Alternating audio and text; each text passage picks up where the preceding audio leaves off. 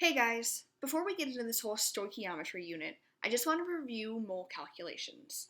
We did this in the very beginning of the school year because I wanted to introduce it to you while we were doing other calculations that were pretty similar, but these are going to come back with a vengeance during this unit. We are going to use them all the time. So first, reviewing how to find the mass of a compound. The molecular weight of a molecule is calculated by adding the atomic weights of the atoms in the molecule. So you have to look on the periodic table, find the atomic weight, and then add them up. So this first example, Na and Cl. Na has a mass of 22.98, and there's only one of them.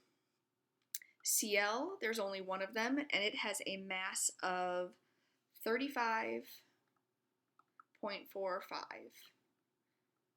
So we have to take these two numbers and add them up.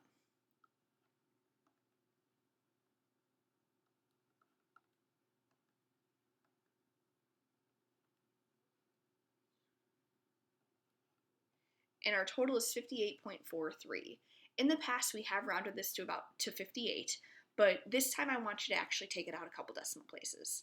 So the next one I'm going to do over here, just so I don't run out of space. Aluminum, there are 3 present, and aluminum has a mass of 26.98. Oxygen, there's 2 present, and oxygen has a mass of 15.99. So first, before adding them up, I'm actually going to multiply those together. Is 80.94, 2 times 15.99 is 31.98. Now I'm going to add those two numbers up, and the total mass of aluminum oxide is 112.92 grams. So again, we've done this before. This is not new. This shouldn't be anything out of the ordinary. I just wanted to refresh it. So other practices, carbon. Carbon, there's 1 present, and carbon has a mass of 12.01. Oxygen, there's 2 present, and a mass of 15.99. So 12.01 plus 31.98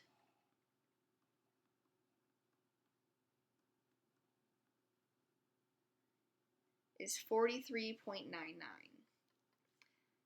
Copper has 1 with a mass of 63.54. Sulfur has 1, since there's no number outside this parenthesis, and sulfur has a mass of 32.06. And oxygen has 4, which is going to have a mass of 63.96. Now we're going to add those all up, and that is a total of 159.56 grams.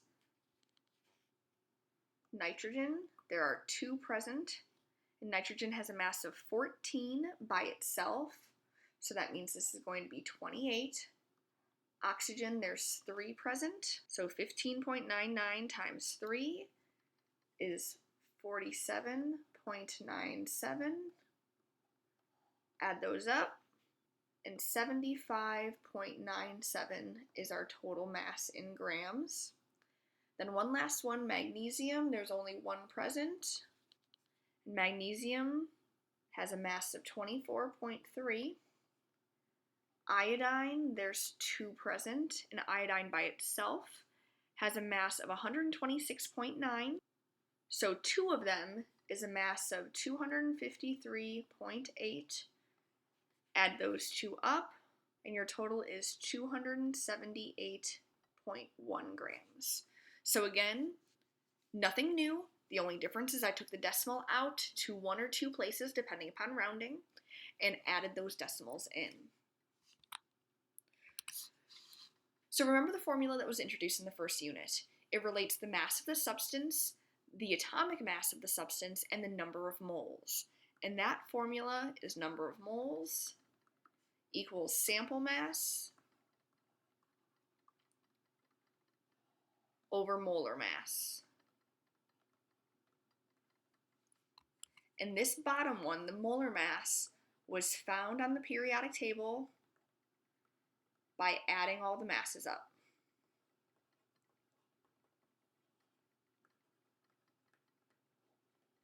So just what we did on the last slide. And one of the other two variables will be given to you, and you'll be solving for the other one. So it's just simple multiplication or division. And again, you've done this before. So for example, determine the number of moles in 370 grams of calcium chloride. So I'm going to list number of moles, and that is our question mark, sample mass, and molar mass. So it gives us one value, 370 grams. That's actually our sample mass, so we're going to put 370 there. Our molar mass is calcium and chlorine added together. So calcium has a mass of 40.07, and chlorine has a mass of 35.45. We're going to add those up to 75.52.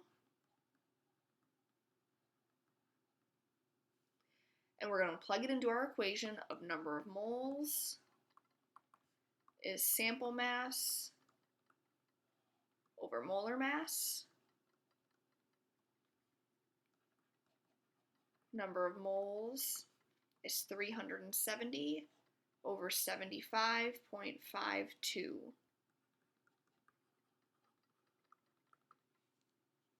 And our total is 4.89 moles. So again, we've done this before. You've used this equation. This should just be a review. One last one. Determine the mass in grams of 2.75 moles of calcium sulfide. So again, list your knowns and unknowns, number of moles, sample mass, molar mass. And they told us that we have 2.75 moles. And they told us that we have calcium sulfide. So again, we can find the molar mass. Calcium has a mass of 40.07. Sulfur has a mass of 32.06. And since there's only one of each, you don't have to multiply them. And we just have to add them up. So 72.13, and that goes here. So if we put our equation up here, number of moles equals sample mass over molar mass, 2.75 equals our unknown over 72.13. Now to get the sample mass by itself, we're actually going to multiply the 72 and the 2.75. So the sample mass of this sample of 2.75 moles of calcium sulfide is 198.36 grams. So again, just a quick review, we're going to practice with this for at least a day before we go back into introducing stoichiometry, just because I want you to feel comfortable with this before we introduce the more difficult concepts. So I'll see you tomorrow so we can practice.